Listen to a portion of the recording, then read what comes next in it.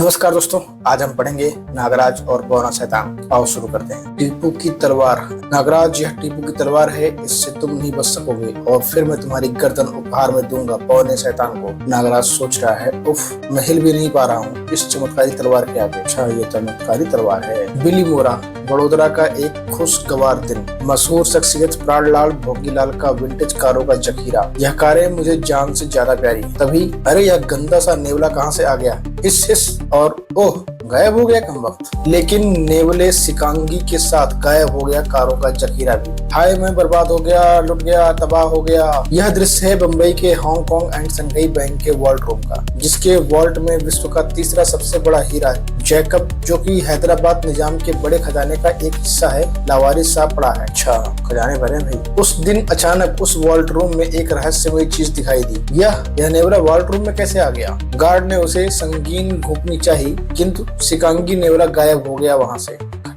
इसके साथ वहां भी वही आश्चर्यजनक दृश्य। अरे, ये पूरा वॉल्ट कैबिनेट कहाँ गायब हो गया और वह नेवला भी? सन 1952 से वहाँ सुरक्षित पड़ा खजाना पलक झपकते ही गायब हो गया। बम्बई पुलिस के नाम पर थू हो रही है। अति काबिल समझी जाने वाली पुलिस 2 दिन में कोई सुराग ना पा सकी चोरी का। न कोई सेंध, न कोई तोड़फोड़, खजाना गायब। सूचिन पर्वत पर खड़ा कला का अद्भुत नमूना कांगड़ी देवी का यह मंदिर। मंदिर के भीतर स्थापित देवी की 5000 बरस पुरानी मूर्ति। मान्यता थी कि सुना है देवी के दर्शन पाते ही मन की प्रत्येक इच्छा पूरी हो जाती है। आज शाम मंदिर के कपाट 3 दिनों के लिए खुल जाएंगे। न जाने मुझे देवी के दर्शन होंगे या नहीं। बहुत लंबी लाइन लगी है भाई। सप्ताह भर से पंक्तिबद्ध खड़े भक्तों के लिए मंदिर के कपाट खुल गए। बोलो कांगड़ी देवी की जय। भक्तगण देवी के दर्शनों के लिए पागल से हुए जा रहे थे। हे माँ, मेरी मुरादें पूरी करो। और यह अनोखा भक्त देवी के दर्शन पाने के लिए कौन से रास्ते से भीतर जा रहा है? अच्छा, वही सिकांगी नेवला। और यह क्या हुआ है? ये तो मुझे सुननी है। देखने वालों की आंखें मारे हैरत के फटी सी पड़ी। अरे, देवी की मूर्ति उड़ रही है, चमत्कार। इसी पल पुजारी शंकरानंद उछल पड़ा। काला नेवला सिकांगी। अगर आप सबको याद हो तो जो सिकांगी नेवला है वो एक बहुत ही रहस्यमय नेवला होता है, जिसको बाबा गोरखनाथ ने अपने कब्जे में किया था पहले वाले पार्ट में। उसका लिंक ऊपर दे रहा हूँ, पढ़ लेना। गार्ड हतप्रभ थे। वहाँ मूर्ति कैसे उड़ रही है? हम क्या करें? किस पर गोली चलाएं? यह क्या हो रहा है? भक्तों में हंगामा मचा हुआ था। देवी रुष्ट हो गई हैं, वह मंदिर छोड़कर जा रही हैं, प्रलय होगी। पुजारी शंकरानंद चीख पड़ा। मूर्ति की चोरी हो रही है, मूर्ति चोरी की जा रही है। वह रहा चोर, सिकांगी काला नेवला। गोली चलाओ उस पर, मार डालो उसे। गार्ड्स की खोपड़ियां मानो कुंद हो गई थी। अगले ही पल गने नेवले का निशाना ले गर्ज पड़ी। मार डालो उसे। गोली चल गई भाई। सिकांगी की प्रलयंकारी आंखों से निकली चिंगारियां चट्टानों से टकराई और चट्टान टूटकर नीचे गिरने लगी। प्रलय आ गई। शीघ्र ही प्रलय समाप्त हो गई। देवी की मूर्ति गायब, सिकांगी गायब। उफ, मूर्ति कहाँ गई? नागराज। बेंगलोर के शानदार होटल विंडसर मैनर में रहस्यमय चोरियां, पुरानी मूर्तियों, जवाहरातों की चोरियों में बढ़ोतरी। Sunday times. सोचिन मंदिर से कांगड़ी देवी की 5000 बरस पुरानी मूर्ति की रहस्यमय ढंग से चोरी। काला नेवला देखा गया। काला नेवला सिकांगी। सिकांगी का धारक बहुत बड़ा जादूगर होता है। इसका मतलब कोई सिकांगी का इस्तेमाल उल्टे कामों में कर रहा है। नागराज को सब याद आ गया, लेकिन कौन? बेंगलोर का विश्वेश्वरैया म्यूजियम। वाह, कितनी सुंदर सुंदर कलाकृतियां हैं। वाकई इन पर किसी एक का अधिकार नहीं होना चाहिए। यह इतिहास की धरोहर तो सबके देखने के लिए ही होनी चाहिए। अभी मुख्य द्वार पर धाए धाए की गोलियां चली और लुटेरे आ गए। उफ, इतनी भीड़ में मैं अपने आप को बहुत बेबस महसूस करता हूँ। हर आदमी हाथ ऊपर कर ले, कोई भी गलत हरकत उसकी जान ले लेगी। नकाबपोश चोरों ने चुनिंदा कलाकृतियां बैगों में भरनी शुरू कर दी। एक ने टीपू की महान तलवार उठा ली। वाह, टीपू की तलवार। सब काम आसानी से हो गया, लेकिन वापसी नहीं। सांप। उफ, सब लोग जल्दी से फर्स्ट फ्लोर पर पहुंच जाएं, नागराज ने बोला। और देखते ही देखते पूरा हॉल खाली हो गया। हाँ, अब मजा आएगा इनसे लड़ने का। कहो प्यारो, क्यों दंगा मचा रहे थे? उफ, नागराज, यह इसी शहर में है। अब मारे गए। फिर शुरू हुई नागराज की कसरत। लुटेरो चोरो दे धड़ाम धुड़ुम, किंतु टीपू की तलवार उठा ली एक ने। रुक जाओ नागराज, सावधान। टीपू की तलवार म्यान से निकलते ही मुझे अपने अंदर शक्ति का संचार महसूस हो रहा है। नागराज ने सांप छोड़े। अरे, मेरे हाथ अपने आप किसी कुशल तलवारबाज की तरह चल रहे हैं। और उसने सांप काट डाले तलवार से भाई, बीच से फाड़ दिया। भयंकर। अब बारी थी नागराज की। अपने ईश्वर को याद कर लो प्यारे नागराज, आखिरी बार। और घप तलवार पूरी नागराज के पेट में घुस गई। लेकिन नागराज की शारीरिक संरचना इस प्रकार की है कि उसका जख्म अपने आप भर जाता है। आश्चर्य, इसे तो कुछ नहीं हुआ। उसे तलवार से तब तक कोई हानि नहीं होनी थी जब तक उसका कोई अंग पूरा नहीं कट जाता। अच्छा ये भी था। और नागराज को उसी से बचना था। क्या इस पर कोई आत्मा आ गई है? फर्स्ट फ्लोर पर खड़े दर्शक इस रोमांचक जंग के गवाह थे। उफ, बहुत शक्तिशाली तलवार है। एक बार हाथ लग जा 84 करोड़ टुकड़े करके पूरे भारत में पटवा दूंगा। वो भयंकर। फिर वह मौका आ भी गया। बोल, मार दिया जाए या छोड़ दिया जाए? तो कहानी दोस्तों यहाँ से शुरू हुई थी। अब मुझे कौन बचा सकता है टीपू की तलवार से? टीपू की ढाल। उसने तलवार चलाई, इसने ढाल से रोक लिया। खन। जितनी मारने की शक्ति टीपू की तलवार में है उतनी ही बचाने की शक्ति टीपू की ढाल में भी है। और अब बाजी पलटने लगी। नकाबपोश, अब तुम जिंदगी भर अपनी ठुकाई याद रखोगे। नागराज ने नकाबपोश को सम्मोहन में बांधा। बोलो, यह चोरी किसके लिए करते हो और माल किसे बेचते हो? और नकाबपोश बताता चला गया, हम यह सब चोरियां बौने शैतान के लिए करते हैं, जो ऐतिहासिक मूल्य के सामान के हर चोर को मुंह मांगा पैसा देता है। बौना शैतान गोवा में 7 होटलों के मालिक सर रॉबर्ट का दाया हाथ है। सर रॉबर्ट इस चोरी के माल को इंटरनेशनल बाजार में नीलामी से बेचकर अरबों रुपया कमाता है। उसका मुख्य अड्डा डोनापाला में होटल सी व्यू में है। बहुत बड़ा था भाई। उसके बाद नागराज को मार रहा था बदमाश। आप मुझसे लड़, हड्डी पट्टी तोड़ दूंगा। डिस्क्यों डिस्क्यों टैं टैं टैं। ओ अच्छा, बच्चे भी आगे मजे लेंगे। सब चोरों को पुलिस को सौंप दिया गया। पुलिस कमिश्नर, धन्यवाद नागराज। देश भर में हो रही इन चोरियों में पुलिस की यह पहली सफलता है, वह भी तुम्हारी वजह से। यह तो मेरा फर्ज है सर। फिर नागराज चल दिया वहाँ से नाकस्सी के सहारे। जल्दी ही पूरी गैंग जेल में होगी। गोवा के डोनापाला शहर का खूबसूरत 5 star hotel sea view. Nagraj गाड़ी से उतरता है। गार्ड बोलता है वेलकम।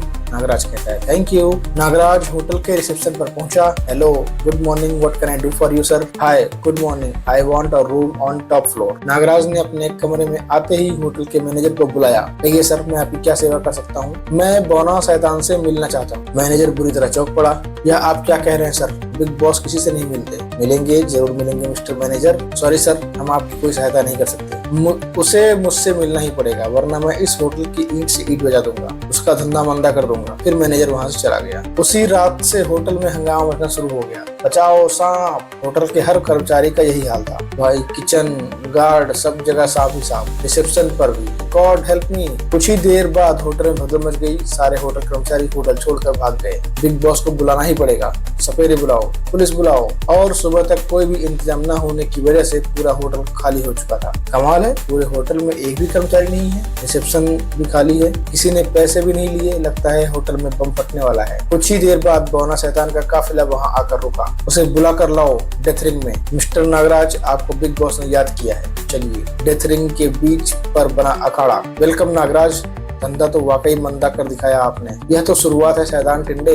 आगे आगे देख, सर रॉबर्ट के सारे धंधे बंद करवा दूंगा। टिंडे। शैतान की बेइज्जती पर 2 पहलवान आगे बढ़े। तभी बोना शैतान गरजा, ठहरो, नियमों से लड़ो इससे। नियम? मैं कसम उठाता हूँ कि नागराज को खत्म कर दूंगा, नहीं तो अपनी जान दे दूंगा। फिर शुरू हुई जंग। मार्शल आर्ट फाइटर है, ईगल स्टाइल में लड़ेगा। दोनों भिड़ गए। हाय धड़ाम धूप। नागराज ने प्रतिद्वंदी को पलों में धाराशाही कर दिया। हारे हुए सिपाही का जीना बेकार है। ओह, यह न पता चल सका कि गोली कहाँ चली और धाए करके गोली लगी। नागराज, यह मंकी स्टाइल का फाइटर है, मेरा सबसे जाबाज सिपाही। तुम्हारा भेजा निकाल कर खाएगा यही इसका शौक है। प्रतिद्वंदी का भेजा खाना इस मंकी फाइटर का शौक था। मेरे पास तुझे खिलाने को फालतू भेजा नहीं है भाई। मूंगफली खा ली हो, मूंगफली। और मार्शल आर्ट्स के किसी भी स्टाइल में नागराज का कोई सानी नहीं था। उफ, बेबस सा कर दिया बंदर पहलवान ने। मंकी फाइटर का दांव चला। नागराज ने कलाबाजी खाई। फिर नागराज ने उसे कोई मौका नहीं दिया। मंकी फाइटर पस्त होकर रेतीली जमीन पर गिरा। ये गई बाहर तेरी बाँ। कड़ाक। मंकी फाइटर का भी वही हस हुआ जो ईगल फाइटर का शैतान ने किया था। मुझे अफसोस है अपने सिपहसालार की मौत पर।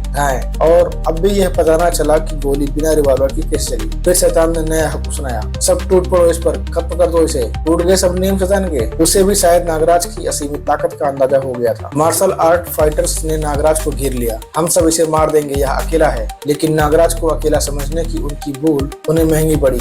और आए सांप। नागराज ने सांप छोड़ दिए। नाग सेना फाइटर्स पर टूट पड़ी। डेथ रिंग फाइटर्स के शरीरों से पटने लगा। सब निकम्मे भर्ती थे मेरी सेना में। बस नागराज रुक जाओ, अब तुम्हारी जिंदगी का फैसला मैं करूंगा। शैतान ने बाएं हाथ की उंगलियां आगे फैलाई। धाएं धाएं। माहौल में सन्नाटा सा छा गया। समुद्र की लहरें भी बेआवाज किनारे से टकरा रही थी। वह उछला। अच्छा, अपने सीने पे ही नाखून से चर चर करके उसने निशान बनाए। हर फन का माहिर बौना शैतान नागराज पर टूट पड़ा। ओह, मुझे डराना चाहता है, स्नेक स्टाइल में लड़ रहा है। पर जब नागराज ने वार किया, उफ, यह तो बहुत फुर्तीला है, मेरे सभी बार बचा जाता है। इस खौफनाक लड़ाई में दोनों ही खून से नहा गए, पर हार जीत का फैसला तो लगता था जैसे हो ही नहीं पाएगा। उफ, 2 घंटे हो गए हमें लड़ते हुए। नागराज वाकई मजबूत फाइटर है। और अचानक नागराज के हाथों में शैतान की टांगे आ गई, जिनका नागराज ने खूब इस्तेमाल किया और उसे घुमाकर उछाल फेंका। नागराज बाद में मौका कभी नहीं देता और उसने उसे पानी में ही डुबो दिया। प्रस्त होते शैतान की उंगलियां ऊपर उठी और धाएं धाएं धाएं उसने अपना आखिरी हथियार इस्तेमाल किया। लेकिन शैतान यह नहीं जानता था कि नागराज पर गोलियां असर नहीं करती। किंतु अब नागराज की तेज आंखों ने देख लिया था कि गोलियां शैतान की उंगलियों से चल रही हैं। धोखेबाज ने पंजे में रिवॉल्वर फिट करवाया हुआ है सर्जरी से। तो भाई साहब, नेक्स्ट लेवल।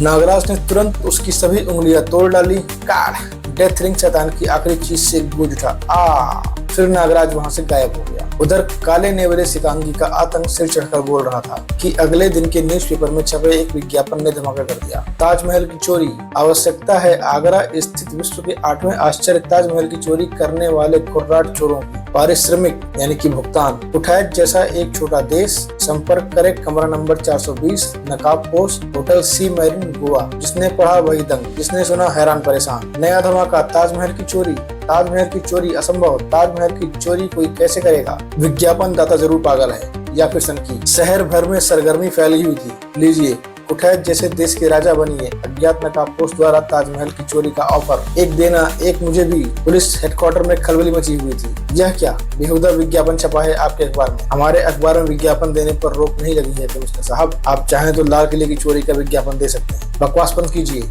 आप मार्केट से अपना सारा स्टॉक तुरंत हटवाने की तैयारी कर लें, वरना हमें कोई कार्रवाई करनी पड़ेगी आपके खिलाफ। Hello over. हेलो, होटल सी मैरिन से उस अज्ञात नकाब पोस्ट को हिरासत में ले लो। ओवर। जीपें दौड़ पड़ी होटल सी मैरिन की तरफ।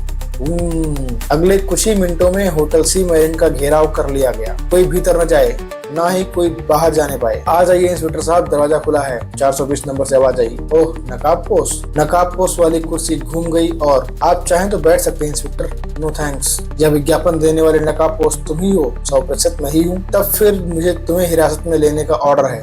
मेरा जुर्म? ये विज्ञापन छपवाना कोई जुर्म नहीं है इंस्पेक्टर। हाँ, अगर मैंने सचमुच ताजमहल की चोरी कर ली होती तो जुर्म होता। अगर ताजमहल चोरी की जाने की योग्य वस्तु होती तो जुर्म होता। इंस्पेक्टर, क्या आप कल्पना कर सकते हैं कि ताजमहल चोरी किया जा सकता है? नहीं, मगर जब आप खुद कह रहे हैं कि ताजमहल चोरी नहीं किया जा सकता, तो फिर मुझे हिरासत में क्यों लेना चाहते हैं आप? तब फिर ऐसा विज्ञापन छपवाने का क्या मतलब है? मेरी सनक, मैं देखना चाहता हूँ कि इस धरती पर क्या कोई ऐसा इंसान भी है जो ताजमहल की चोरी की स्कीम बना सके। और थोड़ी देर की छानबीन के बाद इंस्पेक्टर को दल बल के साथ वापस लौटना पड़ा। अजीब सन की इंसान है, ताजमहल की चोरी हो ही नहीं सकती और ये करवाने पर तुला हुआ है। नागराज होटल के एक कमरे में आराम कर रहा है। उठो नागराज। नागराज तत्काल उठ बैठा। प्रणाम गुरुजी, क्या आदेश है? नागराज, एक बुरी खबर है, साकुरा मेरी गिरफ्त से फरार हो चुका है। वह बुरी तरह चौंक उठा। क्या? यह क्या कह रहे हैं गुरुवर? यह सब कैसे हुआ? यह मैं तुम्हें अभी नहीं बता सकता नागराज। सुनिए बाबा, मुझे और कुछ भी कहना है। अभी मैं जल्दी में हूँ, मैं तुम्हें सावधान करने आया था। इसके बाद गुरु गोरखनाथ जी अंतर्ध्यान हो गए।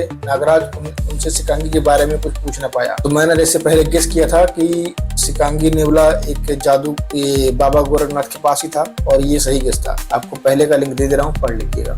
उधर होटल सी मैरिन में खिड़की पर विराजमान था काला नेवला शिकांगी। तभी कमरे में गूंजा एक अट्टहास। हा हा हा। नेवला, कौन हो तुम? सुप्रीम बॉस शिकांगी नेवला मेरा गुलाम है। शिकांगी नेवला, सुप्रीम बॉस? लेकिन तुम सामने क्यों नहीं आते? सामने भी आऊंगा मिस्टर नकाब पोस्ट, लेकिन ताजमहल की चोरी के बाद यहाँ तुम सिर्फ मेरी आवाज ही सुन सकते हो। मैं कल ताजमहल की चोरी कर लूंगा, लेकिन अगर तुम अपने वायदे से मुकरे तो बड़ी भयानक मौत भी तुम्हें मैं ही दूंगा। ओह, यह क्या? मुझ पर बेहोशी छा रही है। उफ, अंधकार। नेवले ने कुछ जादू किया है। अब क्या सचमुच ताजमहल की चोरी हो पाएगी? नकाब पोस्ट कौन है? ताजमहल की चोरी क्यों करवाना चाहता है वो? जादूगर साकुरा गोरखनाथ की कैद से कैसे छूटा है? अच्छा, साकुरा तो पिछले पार्ट वाला था। वो बौना जो दूसरे वाले ग्रह से आया था। क्या नागराज सुप्रीम बॉस तक पहुंच सका? सुप्रीम बॉस शिकांगी व नागराज की बेमिसाल टक्कर के बारे में पढ़ना पड़ेगा अगला सेट। जल्दी मिलते हैं, तब तक के लिए जय हिंद।